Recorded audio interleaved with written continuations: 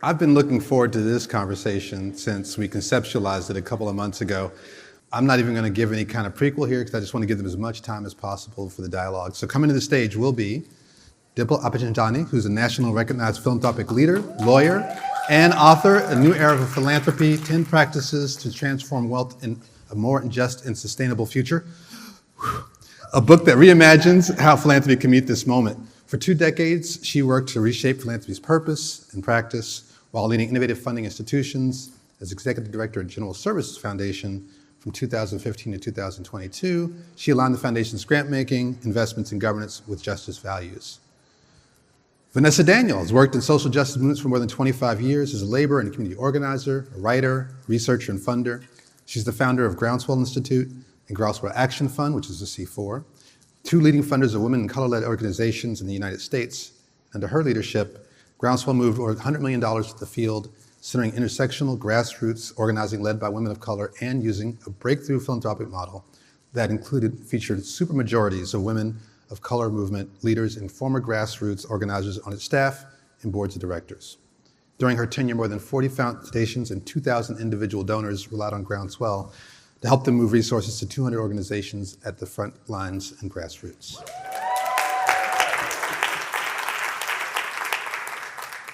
Angela Glover Blackwell. Founder and resident at PolicyLink, the organization she started in 1999 to advance racial and economic equity. Under her leadership, PolicyLink gained national prominence in the movement to use public policy to improve access to opportunity for all low-income people and communities of color, particularly in the areas of health, housing, transportation, and infrastructure. She's also the host of Reimagining Democracy for a Good Life podcast and the Radical Reimagination podcast and professor of practice at the Goldman School of Public Policy, University of California, Berkeley. Prior to founding PolicyLink, Angela came to national prominence as a senior vice president of the Rockefeller Foundation. A lawyer by training, she gained recognition as founder of Urban Strategies Council. She also served before that at Public Advocates. She's the co-author of Uncommon Common Ground, Race in America's Future, and author of The Curb Cut Effect and How We Achieve a Multiracial Democracy, published in the Stanford Social Innovation Review. And that's all the time I have. And there's so much more. And maybe most importantly, just one of the giants of professional mentors who shaped who I've become today. So thank you for joining us, Angela. So without further ado, join me in welcoming these now and future icons in the dialogue on A Vision Unbowed, Bold Philanthropy in a Perilous Age.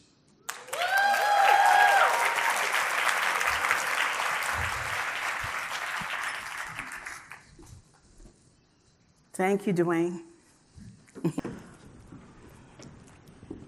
It is such a pleasure to be among friends, among people who are dedicated to making sure that we build a fully inclusive society, people who know how to put their actions, their words, and their money behind their values. It's just such a pleasure.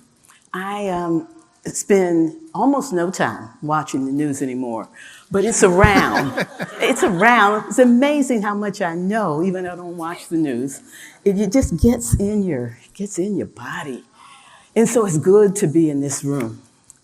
And we're going to have an interesting and I hope helpful conversation for you about the perilous moment that we're in and what are the implications. I get asked nearly daily, certainly if I'm out, I get asked, have I ever seen anything like this before? It just get asked, and each time I answer, I get a little more insight into what I really think about that question. It's a hard question because I've seen a lot, and always my immediate answer is yes, I have seen worse times. I have seen worse times. I don't have to stumble over that part. But what makes this feel worse is what really gets me caught up. Hard to pull it out. The last time that I answered the question, I've had a bit of a breakthrough for myself. Because the reason that I have to say, of course I have seen worse times, is because I grew up in the 1950s during legal segregation. I grew up in the 1950s where you were still reading stories about lynchings. I grew up in the 1950s when when we had desegregation under Brown versus Board of Education, there was white flight like you have never seen before. There's so many things I could pull out. There were no laws protecting a lot of the things that we now are feeling threatened. And this will interest you. I'm reading a book that was recommended to me, which I never would have picked up on my own. It's Tina Knowles, Beyonce's mom, the matriarch. I would have never picked it up, and I'm so glad I did. This is a good book, and there's a lot of wisdom in it. But one of the things she talks about in terms of growing up in Galveston, Texas, is how completely horrific this aspect of racism is, that is up to Black mothers to enforce the rules. That really stuck with me. And she was recounting some things about her brothers and what the mother had to do in terms of helping those brothers understand what they could and could not do. It is up to Black mothers to enforce the rules. So when I think about what's different now, it's because while I have seen worse times, even when there was stagnation, even when there was pushback, it seemed like we were making steady progress. Sometimes too slow, sometimes you couldn't see it, but steady progress. This deliberate attempt to roll back the clock has a newness to it. But worse than that, I grew up in a time in which the struggle and those who were leading the struggle and in the struggle actually believed that the fail-safe was the Constitution and the Supreme Court. Actually believed that. Knew we had to work hard, knew you had to have advocates to make them work, knew sometimes you had to amend things to be able to allow those instruments to be able to come forward and do what they were supposed to do, but that was the fail-safe. This is the first time I have seen a direct attack on what we thought was the fail-safe institutions. And so what has really come to light, and this is good, is that we now know the only fail-safe we have is the people. That's right. That's right. That's exactly right. The only fail-safe is the people, and we have got to figure out how to be able to invest in the people, how to help mobilize and educate the people, how to be able to follow the people, how to be able to put what the people know is in their hearts is what's right on steroids to be able to get to the point that we need to. These are perilous times, but we are not without agency. We are not without resources. We are not without a vision for the best that this country has ever been. And being able to do that and bring that forward in this moment is going to be exciting. But what do you two think? I really want to know how you're understanding this moment and how you're thinking about it in relationship to philanthropy. But the moment first. Let's start with you, Dimple. Sure. Mm-hmm. I'm so happy to be here. I'm happy in this you're here. Conversation with you both.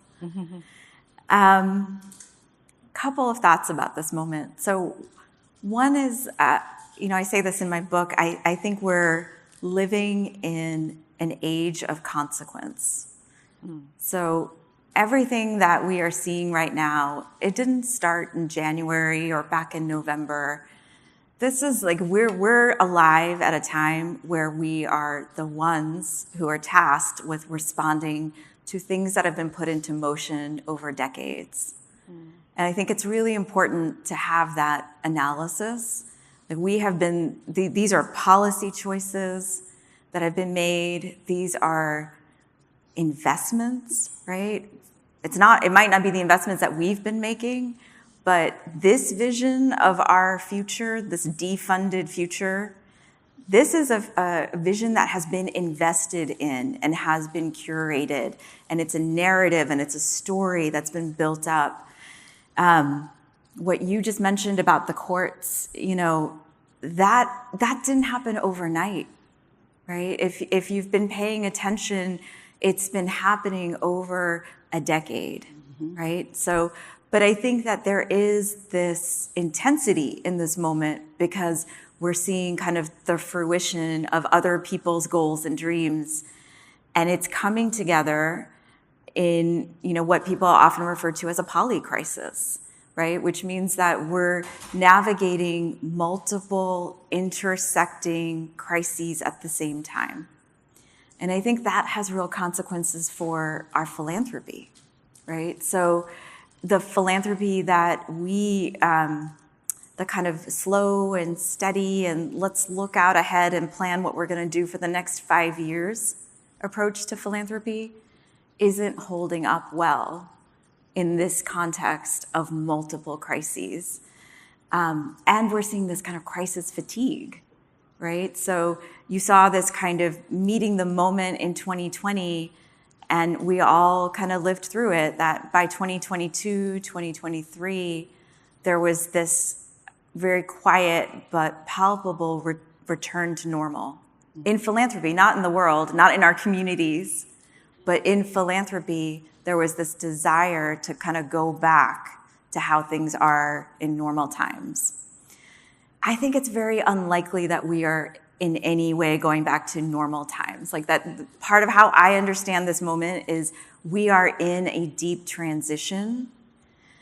And I think we are in a window of opportunity that is not going to always be open. But we are in a window of opportunity where we can still shape what we transition to, right? And I think that's super important because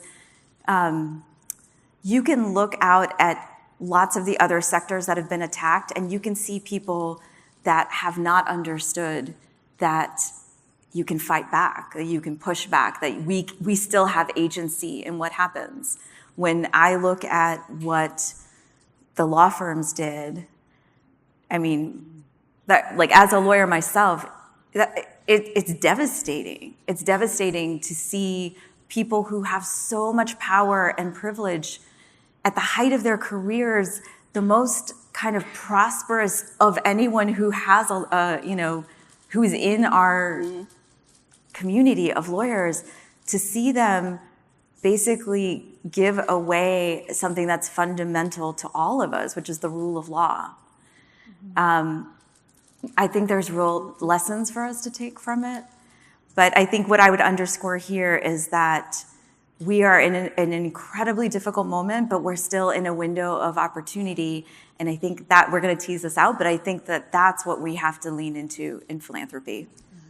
I want to bring Vanessa in, but I want to come back and talk about that window of opportunity before we go to the next set of questions. But Vanessa. Well, first of all, it's such an honor to be up here with the two of you. Angela, I've been following your work for so long, such a huge influence on so many of us. And Dimple, my sister, we were writing buddies together on our book. We were.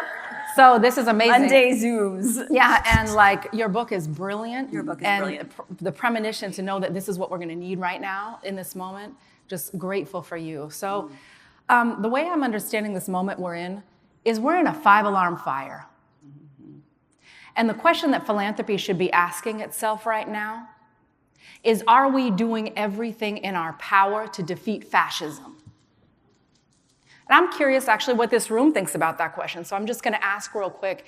And of course, I'm not asking you individually about the foundation you work at because that place is super strategic, okay?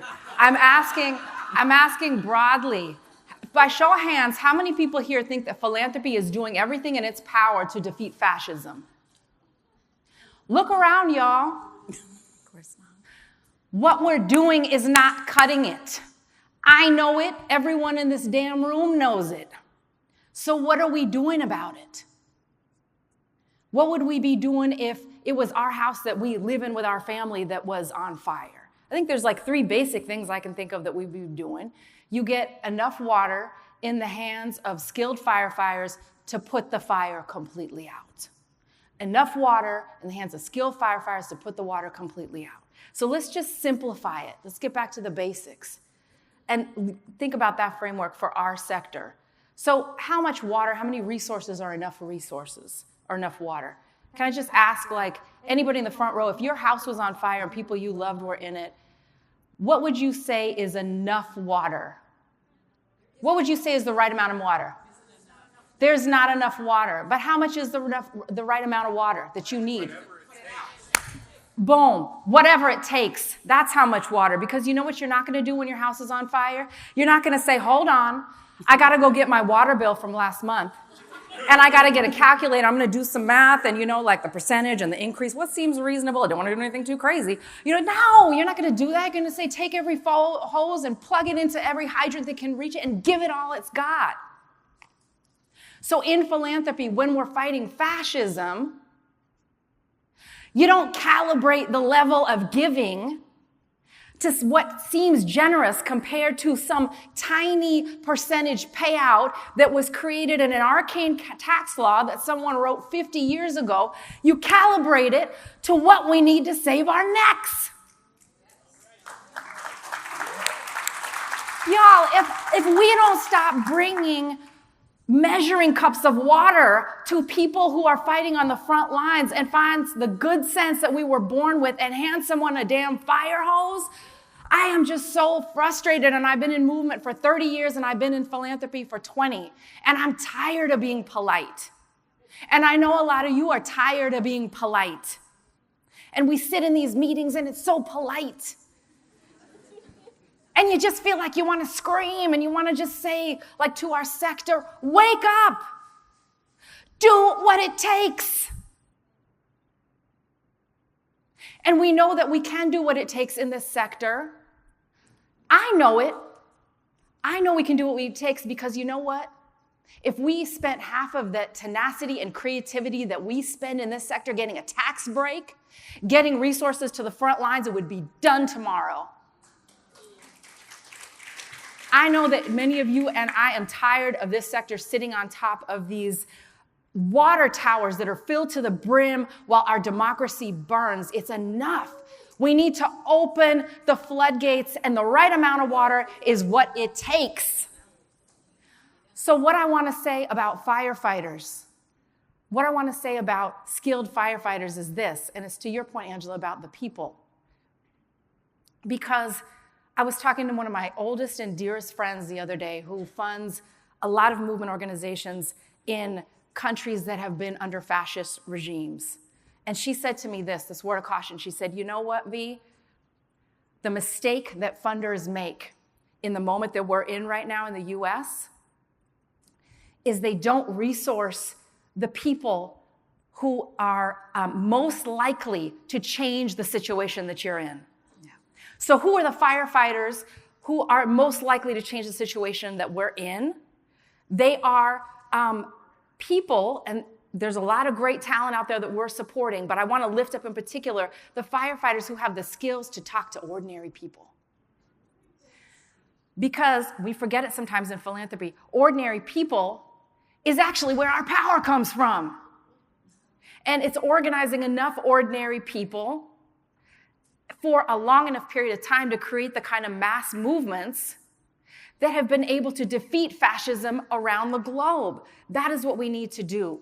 And the good thing is, progressives, we don't have a problem with ordinary people agreeing with us. People agree with us on most of the issues. You can go down the list, climate justice, abortion access, LGBT rights, most of the issues. And we don't have a problem attracting ordinary people to our movements. We just finished having the largest protest movement in the last 10 years that we have seen in the history of this country. What we have is a retention problem. What we have is a conversion problem. We have not been able to convert these flashpoint moments like the Women's March, like the uprisings after the murder of George Floyd and Breonna Taylor, into the kind of sustained movement that it takes to win.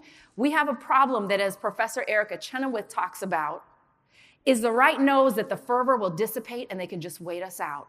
And we are in another huge flashpoint moment right now where we are seeing the reaction to Trump.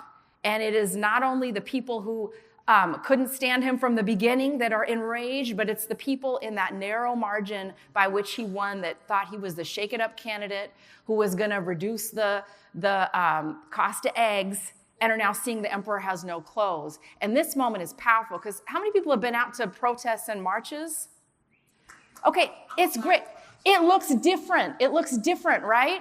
Because as Maurice Mitchell of the Working Families Party says, this flood the zone strategy that Trump is doing to disorient and overwhelm all of us, the weakness of that strategy is that you hit a lot of different kinds of people. And so who's coming out to all this, who's engaged, the flashpoint is much more diverse than it was with the Women's March or the immigrant rights marches or the uprisings. And there's an opportunity there to create mass movement. And are we going to let it slip through our fingers? And I think there's a real question about whether we're going to do that. And I think the reason that that question is even on the table, the reason we have struggled to convert is because the thing that allows us to build sustained movements, grassroots organizing, has been significantly and steadily, consistently attacked and degraded by the right wing. And we see the decline of unions and everything else. And it also has been underfunded by liberal philanthropy. How many people know what percentage goes to organizing annually from foundations? It's 3%. 3% of annual giving. And so we've got whole swaths of this country of ordinary people who used to be able to rely on unions or community organizations to help them make sense of their pain, and are now left to right-wing media who are telling them immigrants and trans people are to blame instead of the billionaires who are actually bleeding resources from them. And we have progressive-minded people across this country who are kind of abandoned into this sort of apathy that comes from never having had the experience of realizing that you have power because you have taken collective action and you have seen a win that has changed your material conditions. So this is a problem. There's no workaround to getting more organizers and more grassroots organizing built on the ground that can transform what would be I went out to a protest one time and went home and never went out again into a Rosa Parks or a Dolores Huerta or to someone who's going to be there, in their community active for hundreds of fights into the future. That is a participatory democracy. And so that is what we need to be looking at and thinking about in this time. And we need to be clear about how much, as philanthropy as a sector, we have capitulated to the timidity and the fear and the stodginess of the donor class. Not every donor, y'all. I know there might be some donors here. If it ain't you, don't get hit. But I'm saying the donor class, to back our resources away from supporting the things that actually are going to produce power. And so that is the moment that I think we're in. It's the water that it takes and the skilled firefighters. And one last quick thing that I want to say just about putting the fire out all the way is that in this flashpoint moment, there's a scenario in which this flashpoint moment is actually enough to get Trump kicked out of office the next time, if there's an election. But what happens if we don't build the grassroots power and what we're putting in place in any kind of elected office all across this country are folks who won't fight, who are not brawlers for working people?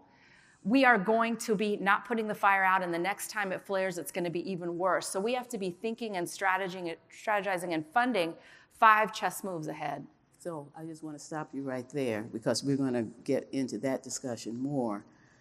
I want to jump into both of your books because you've laid out how you see the moment. I'm going to start with you, Dimple. I wanted to get into the book, but before we get into the book, I want to come back to what you said about the opportunity. Yeah. Because I don't think that people automatically nod when you say there's an opportunity. People often say, out of every crisis, there's an opportunity. I think some people are thinking, maybe that's not universally true.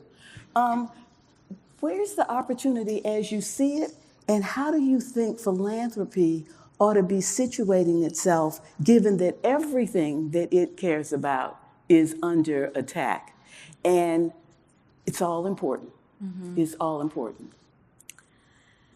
So I think I'll answer that question by first kind of setting up the book a little bit. Okay. And then come back to if you want to do it that way, let me ask you the question about the book, and you can take both.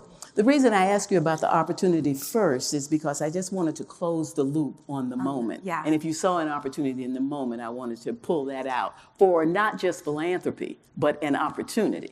Do you want to tackle that? Well, so I underscore everything that Vanessa said.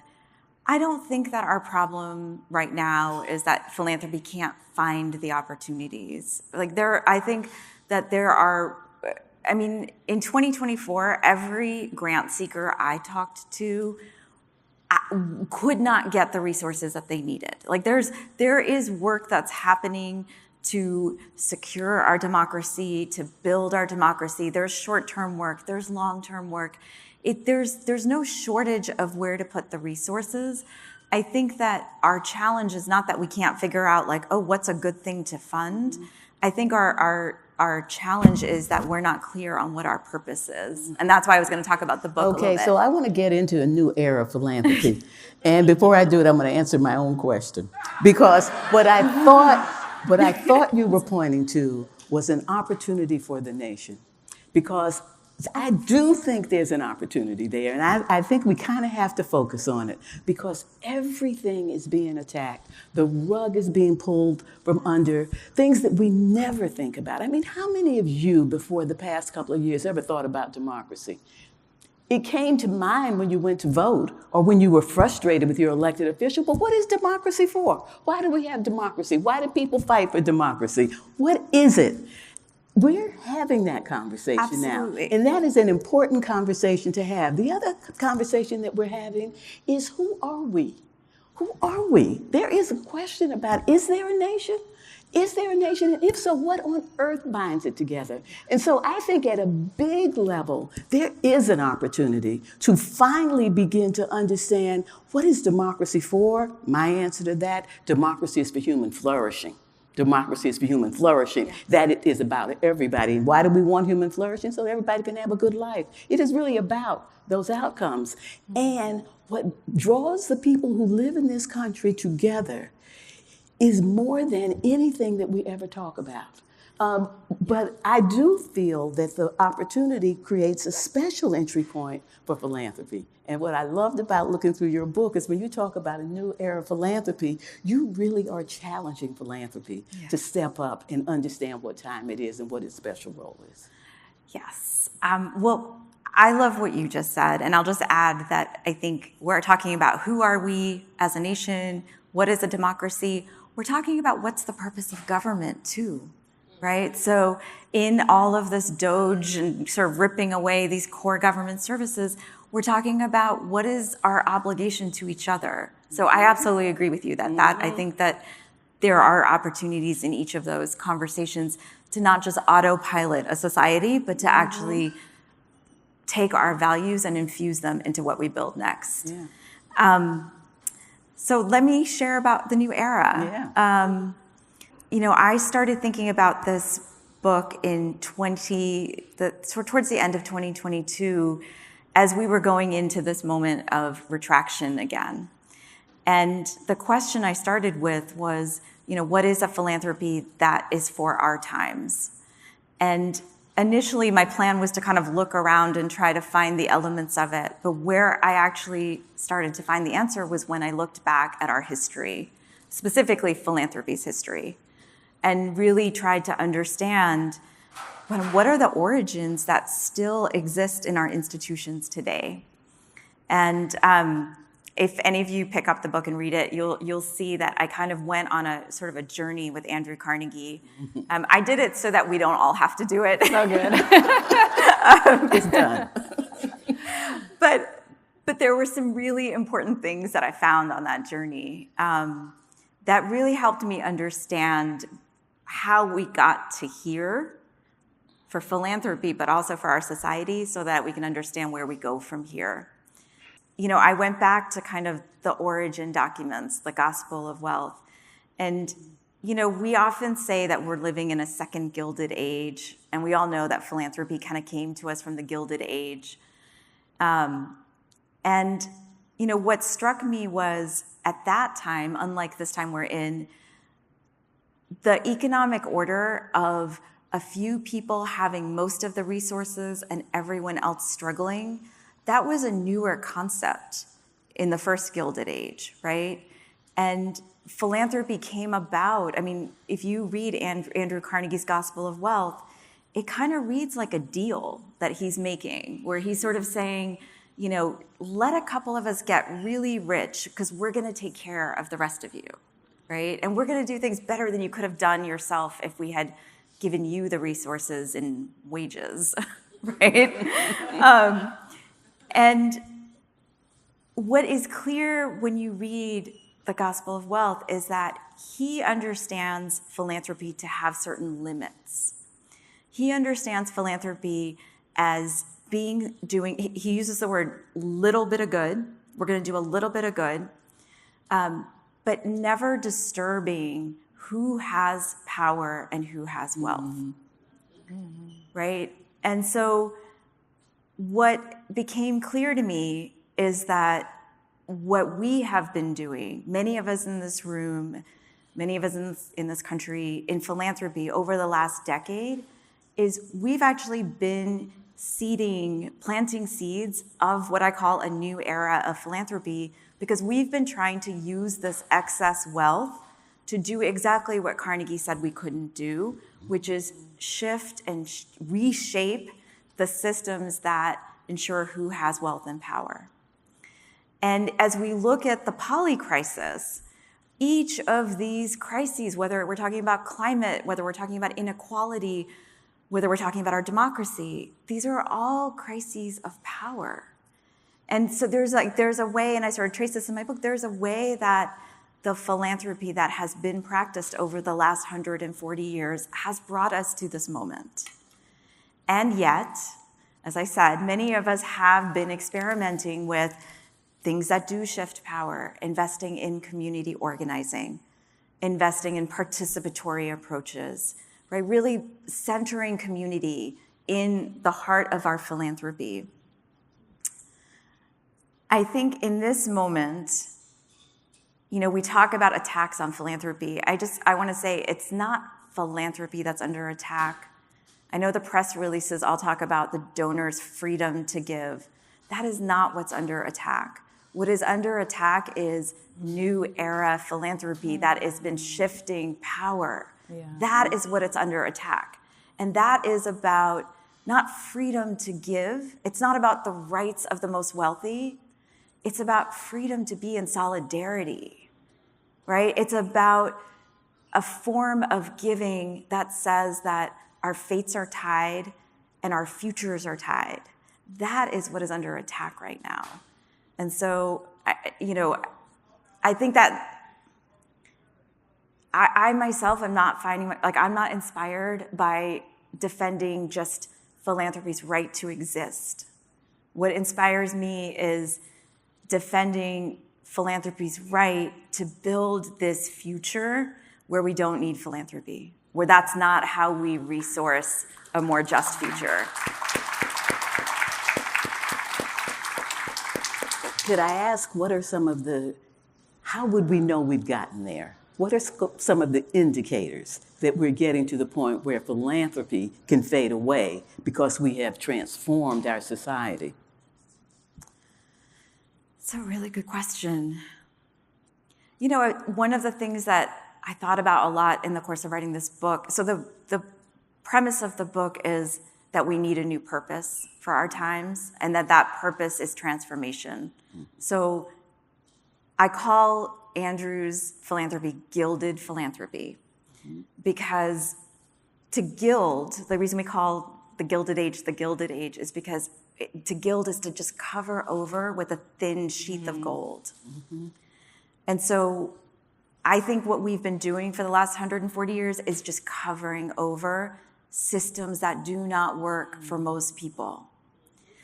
And that's the shift we need to make, and that we are making, is to go from preservation, like preserving the status quo, into transformation. So how do we know? I think governance is going to be a big part of how we know, right? So there's the purpose, and then the book is actually divided into 10 practices. Each one is like things that we actually all do in our philanthropic practice, but reimagined with the purpose of transformation. How would we do our philanthropy? And I think the one that is the hardest for us is reimagining governance, right? Because we have a deep, deep story in philanthropy about this money, about what it is, who it belongs to. My money, it's my money, so I get to decide. And I think that governance is actually how we honor and live into the fact that, no, these are resources that are held in the public trust. Right. right? These are resources that are for the public good. And so all this kind of decision making, it has to reflect that.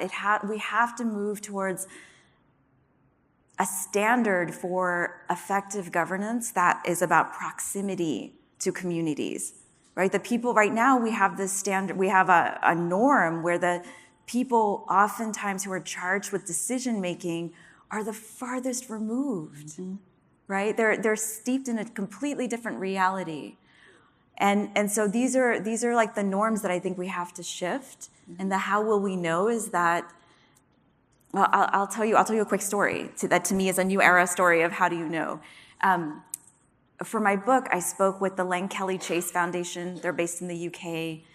And they went on this journey of trying to bring in, they'd been around for 60 years. They brought in community, they wanted to bring community voices to their board. And when they went to these board members, community members, and said, please come join our board, these community members actually said, no, we don't want to sit on your board and just give you cover and make you look like you have community voice on your board. I mean, when I heard that, I was like, who are these board members? That is amazing. They said no. And so they kept going back to them, and then they said, if we come on your board, we want real power. We want to be there fully, not just pictures on your website. And we want to have voice in where this foundation goes. So they brought them on, they agreed to that, and 2 years later, collectively, the institution decided to return all of their assets into community control. They did not use the language of spend down, which I thought was really fascinating. And when I asked them about it, I said, oh, you're spending down. And they said, no, spending down is just your decision makers making faster decisions. Mm-hmm. They said, we recognize that our governance body, this board, we should not be making decisions that impact the community. And so what we're going to do is move these assets into community control, and the community can decide what rate at which they are spent and how it's spent. So to me, that's like, that's how you know. It's so different. Yeah. Thank you for that answer. Vanessa, I want to turn to your book, and it was so interesting to read about who's in philanthropy and who needs to be there, because it was 30 years ago, just about a month ago, that I joined the Rockefeller Foundation as senior vice president. It was in February of 1995. And it was a lonely place to be, a Black woman as senior vice president of the Rockefeller Foundation. You had Franklin, who was the president of the Ford Foundation. You had Ralph Smith and Betty King, who were vice presidents at the Annie E. Casey Foundation. You had Melvin Oliver, who stepped in as vice president when Susan Beresford became the president of the Ford Foundation. You had a woman at the Robert Wood Johnson Foundation. And I think I've covered it. Wow. I think I've covered it in terms of the national foundations. And when I became the senior vice president of the Rockefeller Foundation, I'm trying to think if there was a Black woman who was in program there before I brought in Dana Cunningham. I'm not remembering anybody. It was white completely.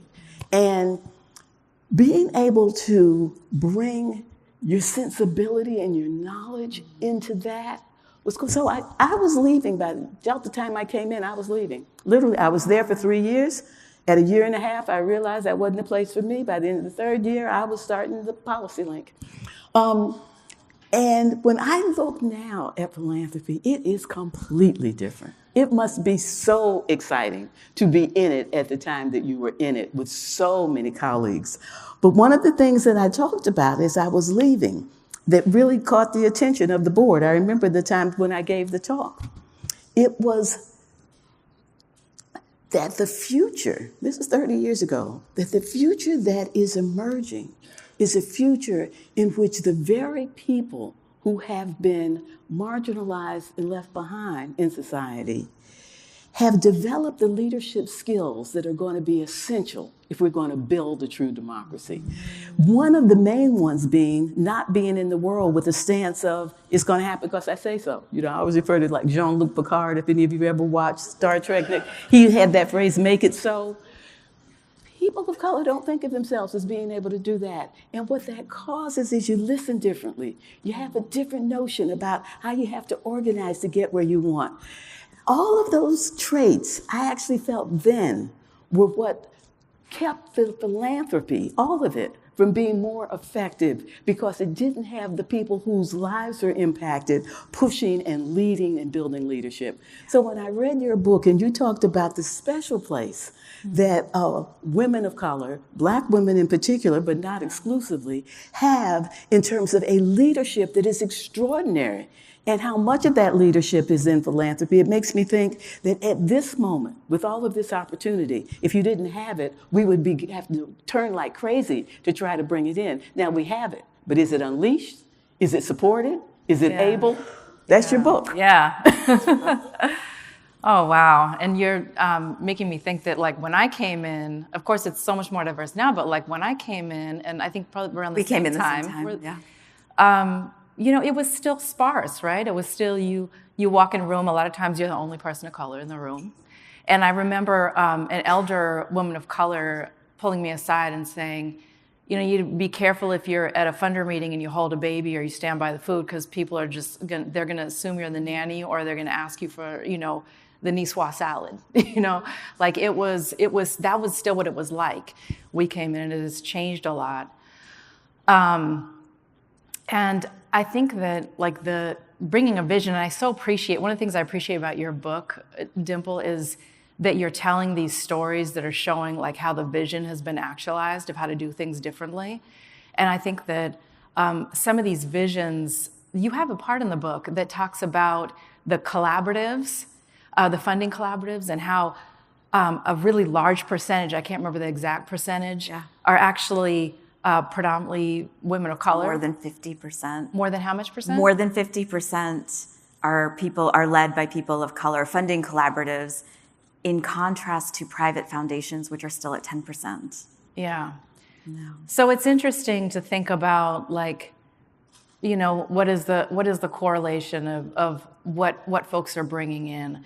You know, so for this book that I wrote, Unrig the Game, I had the incredible privilege of interviewing over 45 women of color leaders from across all different kinds of movements, and several of them are from philanthropy. And it was a real wide cross-section of, you know, our movement elders like Dolores Huerta, and you know, sitting down with my mentor, Adisa Douglas, who was, you know, in philanthropy for years and made that leap before a lot of us, from being you know, an organizer on the ground to then coming in, you know, as a freedom rider, as a civil rights activist, coming in into philanthropy, talking to national leaders, talking to young leaders coming up. And what I was struck by, and particularly in thinking about this moment, is that when we're facing fascism, is that we know that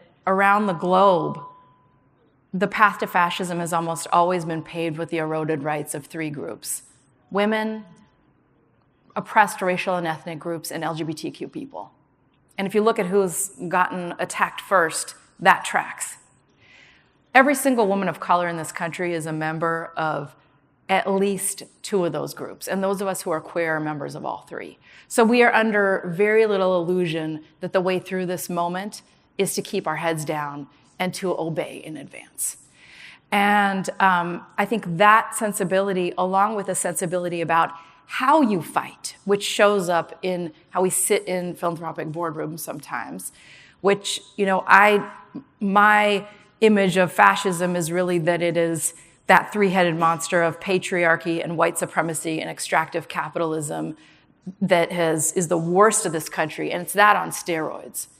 So it makes sense then that women of color who have been battling some version of that same monster for hundreds of years in this country for our very survival actually have something to teach America about how to fight. And one of the things that I think I learned from the leaders I interviewed from the book that women of color are bringing and they're teaching all of us, and these are tools that every single one of us can use. I talk about 3 superpowers. One is generosity, and that is the conviction to fight in a way that doesn't throw anyone under the bus in order to win. That's the determination to say we're not actually leaving our trans kids behind, or immigrants, or pregnant people, or disabled people. We're not leaving folks behind. And that is such a powerful way to jam the gears of the kind of divide and conquer that fascism relies on in order to advance. And I think how that shows up in philanthropy is saying, how can every single philanthropic institution and donor flank and support the people who are being attacked first? I don't care if it was in your mandate before. How do we step up and flank and support trans people in this moment, immigrants in this moment? Because we know that if we abandon them, then they're just coming for everyone else next. The second superpower is boldness. So this is the just tenacity to fight for the fullness of what our communities really need to thrive, what our planet needs to be livable. And boldness is such an antidote to this affliction of timidity that fascists rely on to get all of us to obey and advance. And this is, of course, philanthropy, we don't know anything about timidity, right, in this sector. So boldness is something that we need. And I think that the women of color in philanthropy that I interviewed in the book have brought that kind of boldness. You're bringing it in your book with like, here's a new way that we can do things. We don't have to be in the Gilded Age way of doing things. So this is really important, and it shows up in opening the floodgates of resources. It shows up in funding and not shrinking away from funding the things that actually build power, that can contend for power in this moment. Boldness is really important. And the third is what I call 360 vision, which is the drive to tackle forces like patriarchy and white supremacy and extractive capitalism and colonialism, not one by one, but simultaneously. It's like tackling that multiple-headed monster. And, we know Kimberly Crenshaw wrote about this. She talked about the experience of these forces as intersectionality. Women of color have organized in this way for years. When we talk about fighting not just for healthcare, but for reproductive and gender affirming healthcare. When we fight for not just fair wages, but for racial and gender equity in pay. But this is important for philanthropy in this moment, because what we like to do is be in silos, issue silos. And that is actually kryptonite to the opportunity of the moment we're in, where we have people coming out at these marches. You look around, you see veterans, you see building trades workers, you see immigrants, you see trans folks.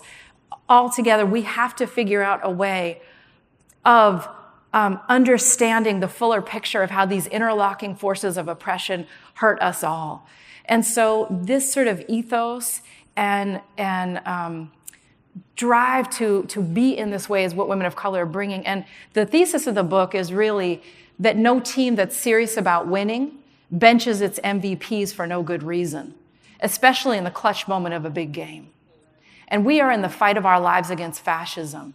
We need our full strength. And so much of that strength comes from our best and brightest movement leaders, so many of whom are women of color, who we know have, women of color generally, but Black women in particular, have been the backbone of movements in this country. And so there's an abundance of riches in wisdom, in courage that are in so many leaders. And I have to say, it's not everybody. We don't want to essentialize, right? Because Nikki Haley and Candace Owens, and we're not essentializing. But disproportionately, right, these superpowers are present. So those are some of the things that I lift up in the book that we can all learn from and lean into. Thank you. And I want to go from both discussions to talking about what are concrete things that we ought to be doing in philanthropy at this moment. What ought we do? I'd love to hear you talk, Vanessa, about what can these institutions do to take advantage of the extraordinary resource that's already there in the institution. And how do we recruit in a way that we're looking for the qualities that we need, which you're right, just because you're a black woman or just because you're a white man, neither means that you can or you can't. It's qualities that we have to bring. Yes. How do we begin to recruit and train for those qualities? And how do we stop stifling the power that exists, which we do a lot of? And I'd love to hear from you, Dimple, as you're talking about this, that in this new era of philanthropy, what are the concrete things that we have to be able to do right now?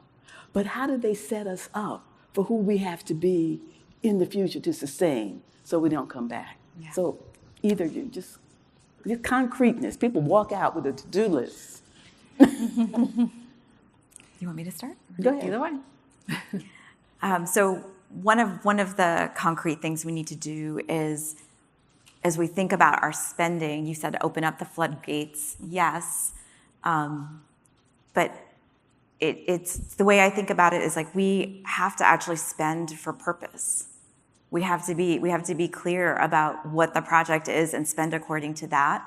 So many of our foundations still spend based on perpetuity.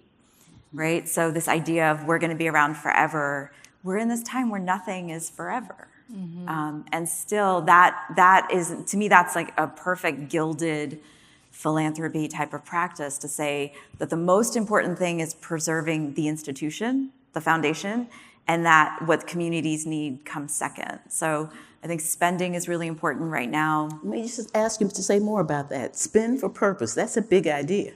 Yeah. Because you're suggesting whatever it is you're working on is not your purpose.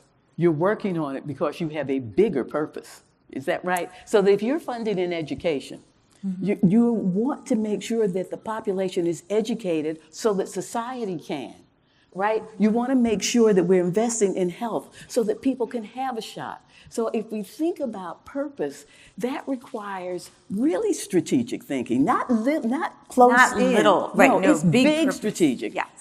Do you have to go back to the boardroom on that, or can people just take whatever they've already been given as what you're working on and start working in a different way? I mean, I think that if you look at it, so I traced this back in 2017. So when Trump was elected the first time, I went to my board and asked for a one-time increase of spending. And I did that because we had already done our budget for the following year, and we had done our budget based on a spending policy that was very traditional at the time, which is you take a percentage amount and you multiply it in your calculator, and then that's what you're going to spend. So to me, that's actually an example of not spending for purpose, because you're just like literally a calculator is telling you how you're going to use your most precious resource for social change. And so, you know, we did a one-time increase. A few months went by. It was spring of 2017. And I was getting ready to go back and ask for another one-time increase. And I realized there's something really flawed in how we make that decision. So at the time, what I ended up proposing was something drawing from what we do in legal settings. When you have complexity, I said, let's decide how much we're going to spend by balancing different factors. And so I came up with this like balancing test of 7 different factors, one of them being perpetuity. At that time, downgrading perpetuity from the ultimate factor that decides how much we spend to one of 7, it was a game changer, right? I have to say, you know, the last few months watching foundations come out and say, you know, Glenn mentioned this earlier, coming out and saying, we're being bold because we're going to set it at 6 instead of 5. I mean, it's really made me kind of say, like, no, it's not even about balancing. Let's just be clear about our purpose. Whatever your purpose is, chances are everything you've worked on for the last 3 decades is probably on the line right now. The idea that you would meet that with 1% more, and then it's even worse because the funders that are doing these 1% increases are going around talking about it in this really funny math kind of way. Like, let's just be honest. They're saying, well, oh, we're increasing our budget by $150 million. It's 1%. It's 1% of what you can do, right? So we have to just put aside the calculators and say, what is it that we're actually trying to do? What's at stake right now? And that's what I mean by purpose, you know. That's good. I want to go to Vanessa and then go back and forth a little bit in the minutes we have. And I want to say something about perpetuity, because I actually think, to your point about, you talk in the book about, like, we need to shift the story, because we're in these calcified stories. Why do we think about perpetuity as how much money is like sitting in a bank? What if we thought about perpetuity differently? What if we thought about perpetuity as an investment in a community leader and what they are going to produce? What if we thought about, let's think about the perpetuity of Rosa Parks, okay? The investment in Rosa Parks to go to Highlander, and then to be a part of that, you know, the planned strategic effort to sit at the back of the bus and play that particular role in the Montgomery bus boycotts, and then to be involved in hundreds of fights over time, and then the inspiration. My mentor gave me a painting of Rosa Parks that hangs, of her sitting in the bus, that hangs in my living room, and it's one of the first names that my kids learned outside of our family was, who's that? That's Miss Rosa. What do we talk about? That kind of perpetuity of inspiring people to stay engaged and to fight for something. That is worth so much more in perpetuity than some money sitting in a bank.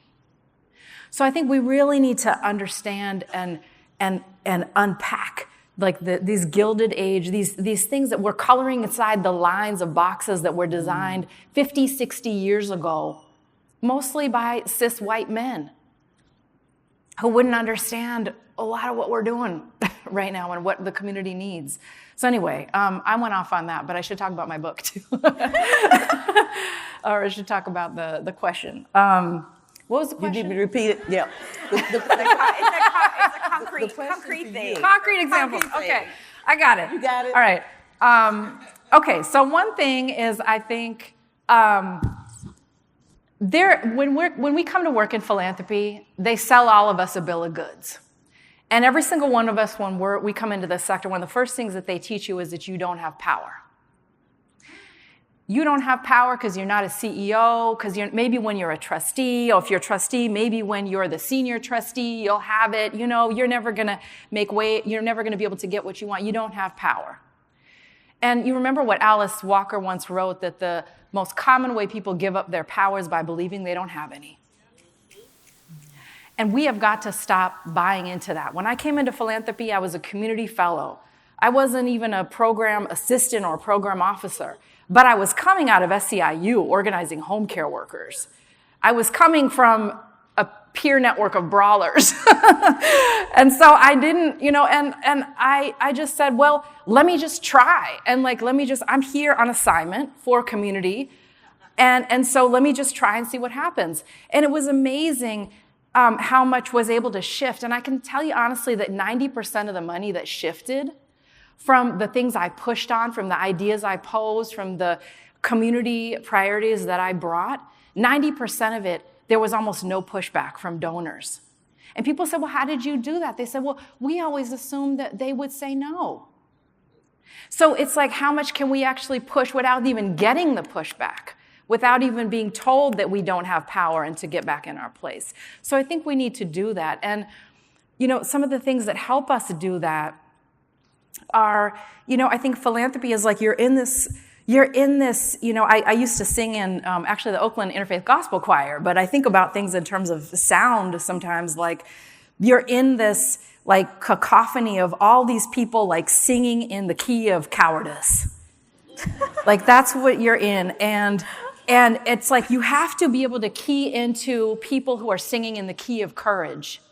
So figure out those people. They could be ancestors. Sometimes I have James Baldwin on my wall. I have Arundhati Roy. You know, people who are here with us still. They could be people in the sector who are your peers, who are brave. But you got to key into courage so that you don't feel crazy when you go in these rooms and it's so polite all the time. So that is important. And the other thing is practice.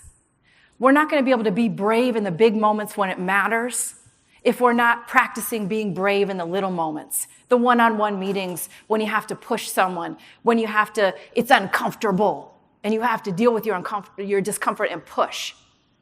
And remember who we're accountable to, right? Remember who we're accountable to.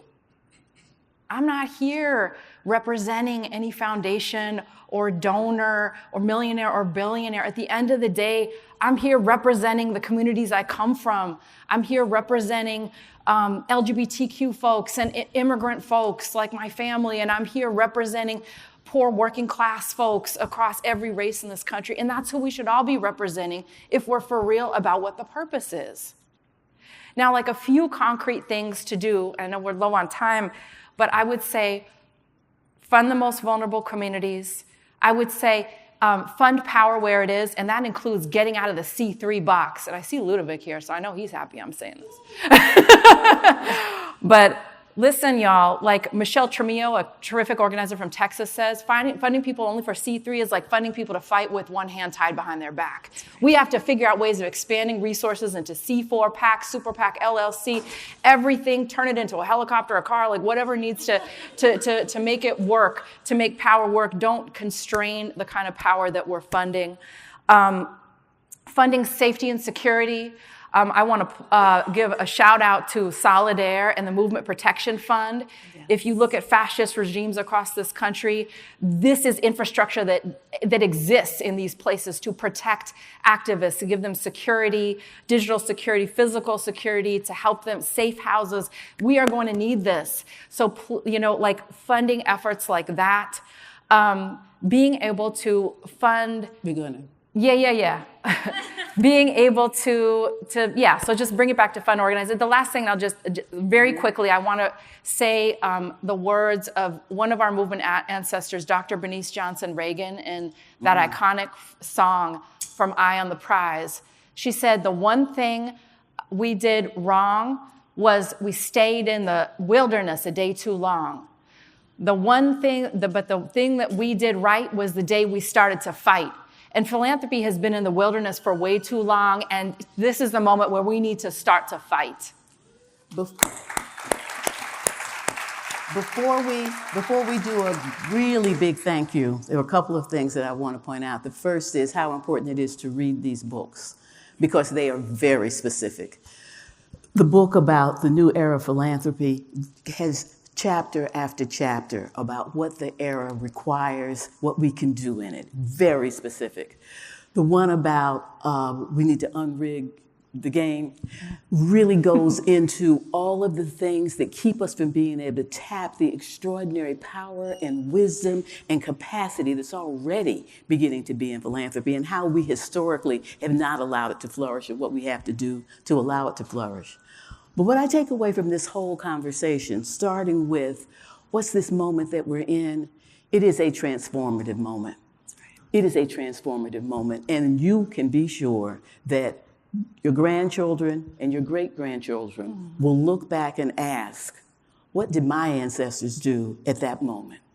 And they're either going to be asking it because they're going to be in a place of abundance, they're going to be a place of extraordinary community, they're going to be a place where co-governance is just the way that we operate, or they're going to be in a very uncomfortable place and wonder, how on earth did this happen?